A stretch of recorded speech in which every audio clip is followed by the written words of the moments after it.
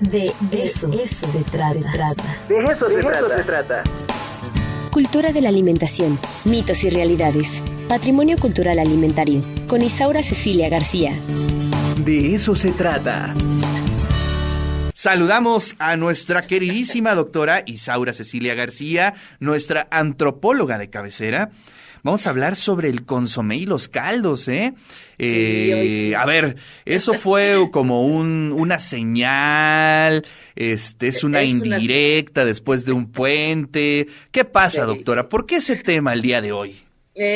Porque, bueno, de alguna manera estamos, pues, en esta búsqueda de todo lo que va relacionado con el taco, ¿qué crees? Y uno de los elementos que he encontrado como fundamentales es el consomé. Sobre todo cuando tú empiezas un domingo por la mañana, ¿no? Que de alguna manera quieres reparar algo, restaurar, y ahí está la cuestión de la restaurada, y después el restaurante, ¿verdad? Pero bueno, quieres restaurar algo y entonces empiezas con el consomé de panza, o con el consomé de barbacoa, o pues si quieres un poquito más fuerte, a lo mejor como por ahí del mediodía para los michos, es un consomecito del que venden, también es, bueno, una birria, ¿no? Una birria, o también estamos hablando de una delicia que también es el caldo de camarón, ¿no? Entonces empecé a pensar, ¿qué pasa con los consomés, los caldos? ¿Dónde está la diferencia? Y bueno, y los fondos, ¿no? Evidentemente, que se utilizan ya en la gastronomía. Y pues fíjate que me encontré muchas paternidades, o sea, se originó con la olla podrida, se originó en Francia, ¿no? Y nosotros tenemos lo nuestro, ¿no? También hay nuestros consomés que son deliciosos, ¿no? El caldo, pues en sí, el caldo es la base de todos los cocidos. Debe, digamos, prepararse siempre con carne muy fresca, como lo vemos en la foto, los trozos preferiblemente, digamos, de lomo o de pierna o lo que sea que tenga que ver con carne. Casi siempre en la parte histórica se habían, digamos, sazonado siempre con sal y con algunas raíces, y se les pone siempre su cabecita de ajo y a fuego lento, ¿no? Claro. Y así, pues, a dejar el cocido durante mucho tiempo. Pero te digo, sí, siempre hay como muchas paternidades. Entonces, investigando un poquito, pues podemos decir que sí hay ciertas diferencias entre el consomé y lo que es el caldo en sí mismo, ¿no? Por ejemplo, ahorita lo que vemos es caldo, ¿no? Una vez que lo pasas por tamiz y te queda un poquito fino, por decir algo, ya estás hablando de un fondo. Pero si estamos hablando, por ejemplo, de este jugo de carne que se va haciendo poco a poquito, que se va filtrando, que se va sazonando con la barbacoa, o que se va sazonando, incluso hay caldos como el de birria o el de chivo o el de algunos otros que son lentos.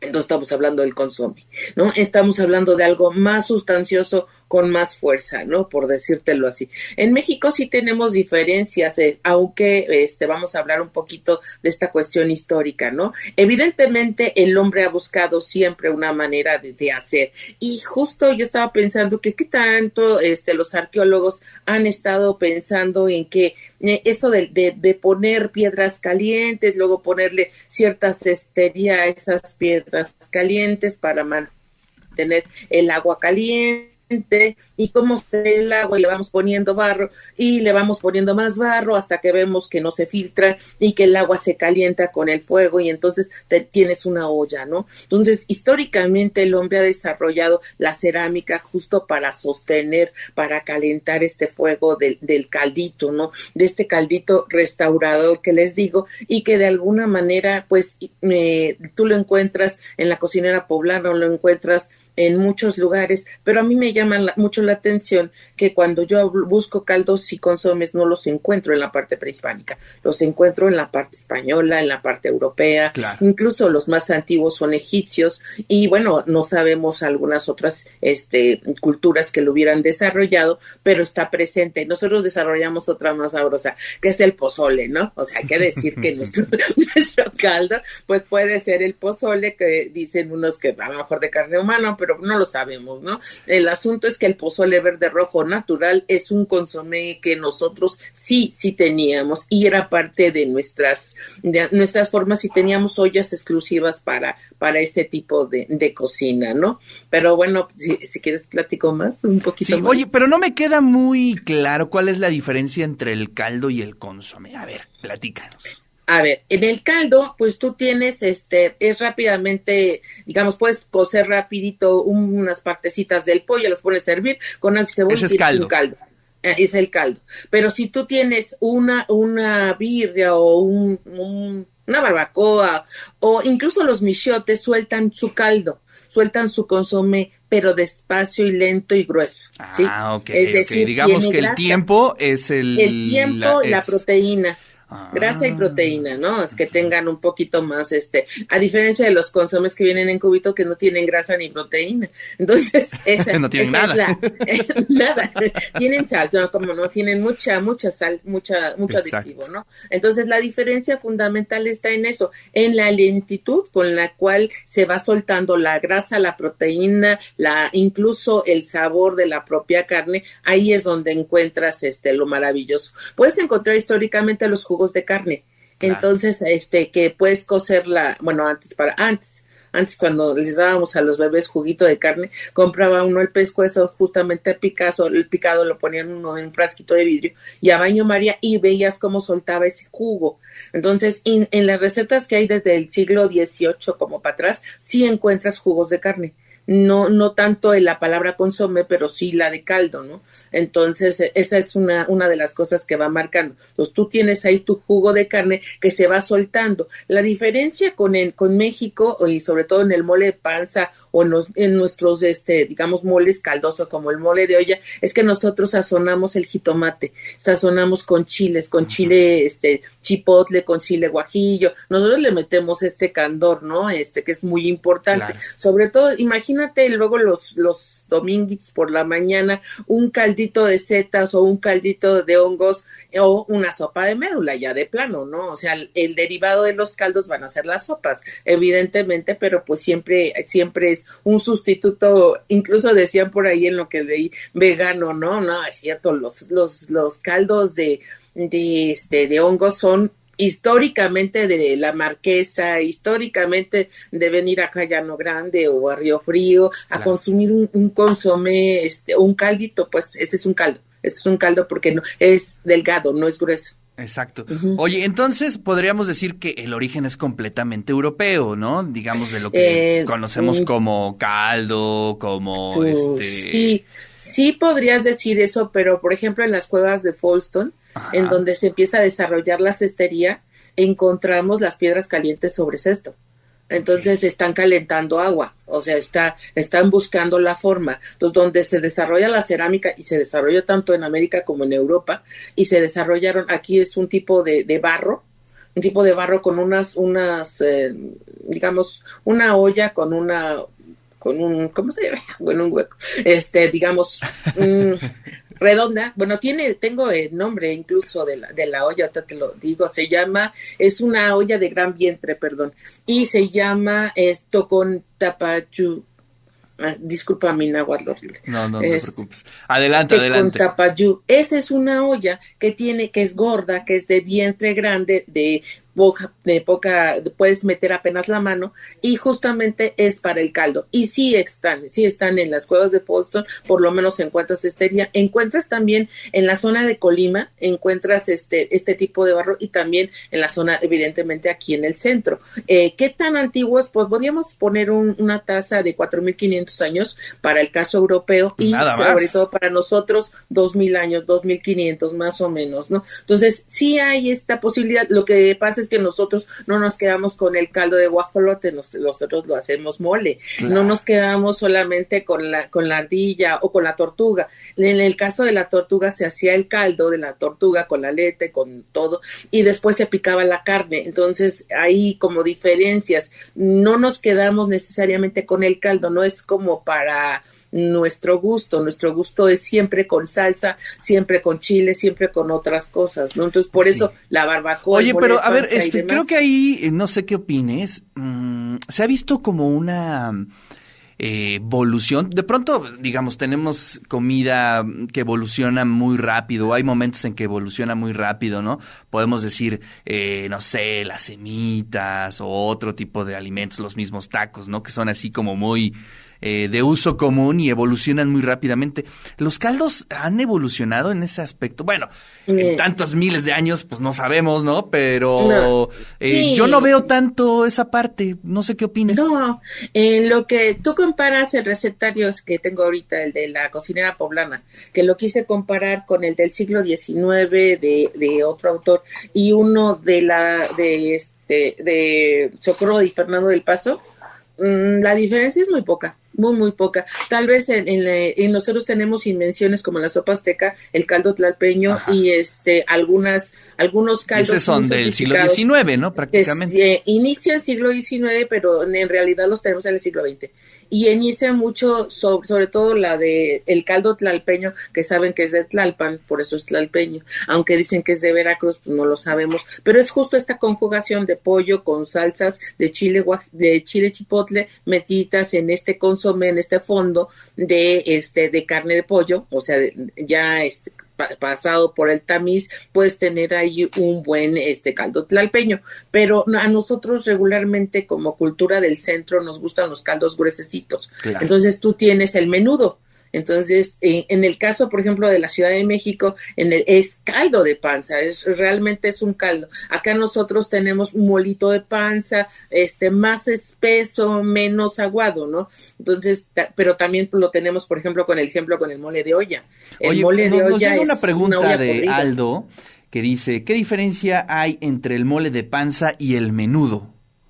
Bueno, en el menudo y el mondongo, que sería prácticamente lo mismo, ¿no? Yo sí, es el lugar, es la región que le da el nombre, ¿no? Aquí en Puebla es molito de panza. No tanto, aquí es espeso y en México es aguadito, es caldoso. Okay. Pero ellos comen un poquito más caldoso que nosotros, entonces ahí hay diferencias culturales y regionales, ¿no? Entonces, pero si lo comparamos con el norte, pero son los mismos elementos. El menudo es así, sí, es la panza. Claro. Y además, eso también hay que decirlo, que históricamente las menudencias siempre han sido parte de los caldos, siempre han estado presentes y lo que se hace primero, pues son las menudencias. Me gusta esa palabra, menudencias.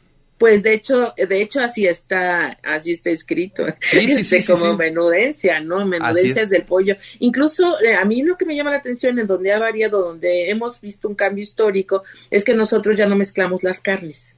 ¿Sí? Claro. Pero, por ejemplo, si tú ves aquí es raíz de esto con ajo y esto, y además puedes ponerles unas alitas de pollo, menudencias de pollo, y puedes comprenderla así es. Además tenemos nosotros sí evolucionamos en términos, por ejemplo, de que el caldo de pollo, tenemos caldo de pollo para enfermo que lleva hierbabuena y que lleva pocas menudencias, ¿no? Y en la receta que encontré del siglo XIX lleva lechuga, me llamó la atención eso, ¿no? Mientras que hay caldo de enfermo de ternera que no lleva lechuga, que solamente es el caldo de la carnita y párale de contar, ¿no? Mientras que en México, no sé, aquí yo no he encontrado mucho, a lo mejor no he buscado el caldo de gallina, ¿no?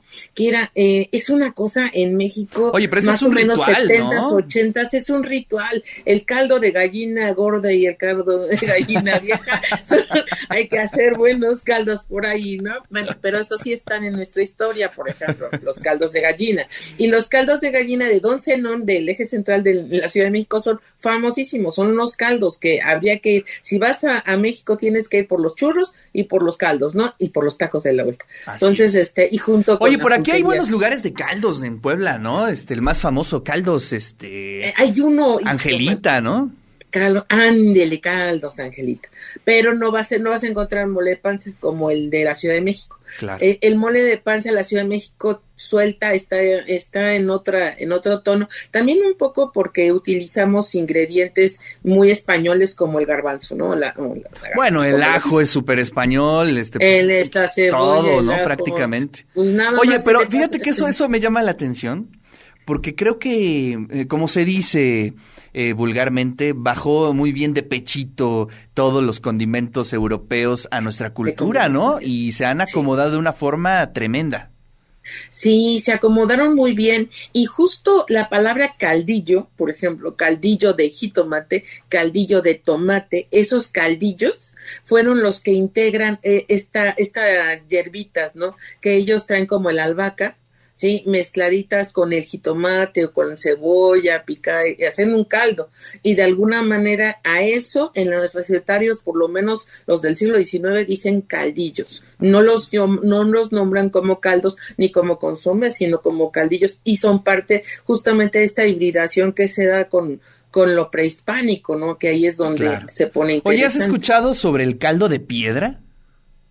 El caldo de piedra, sí, lo vi en una fotografía, pero justamente esa fotografía, ni siquiera le busqué más, me llevó directamente a buscar la cestería y las piedras calientes, porque justo esa es la idea, ¿no? Lo que se pone en el agua caliente, acuérdate que nosotros tenemos un tipo de árbol que es el guaje, y puede sostener agua caliente con piedras por dentro. Entonces, si le empiezas a tapar los hoyitos con tierra, tú vas a encontrar, vas a ver de qué manera evoluciona la alfarería junto con la evolución de nuestra comida. Yo creo que tiene muchísimo que ver las piedras calientes, ¿no? Porque son parte importante, no hacen hervir el agua.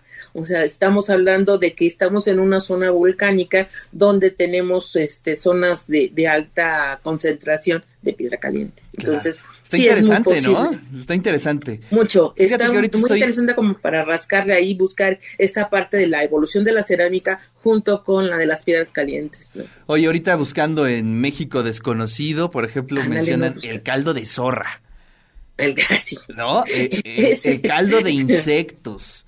El caldo de pepeto, que no tengo la más mínima idea qué es. El caldo de zorra sí lo he escuchado mucho. Bueno, obviamente el mole de caderas, el caldo de ciguamonte. El caldo de pescado, por ejemplo, el caldo de camarón. O sea, tenemos caldos nuestros muy de acá, sí importantes en nuestra gastronomía, ¿no?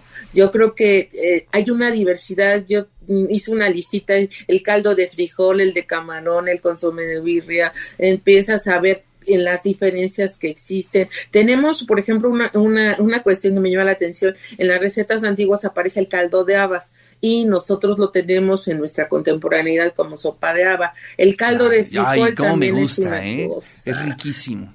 Sí, y le pones nopalitos ahí navegando y ya tienes un buen caldo. Yo creo que si rascamos en dos sentidos, una por los instrumentos que tiene que ver digamos como los que tenemos ahí, ve cómo está soportando lo caliente. Sí, tremendo. O sea, y estos los tenemos aquí. Claro. O sea, él los está calentando, pero en realidad tenemos mucho de eso aquí. Entonces, si a eso le vas poniendo un poquito de tierrita para que aguante más el calor, porque además esa observación sobre la tierra y lo caliente, pues la tenemos en Yucatán, la tenemos en Colima y la tenemos en el norte.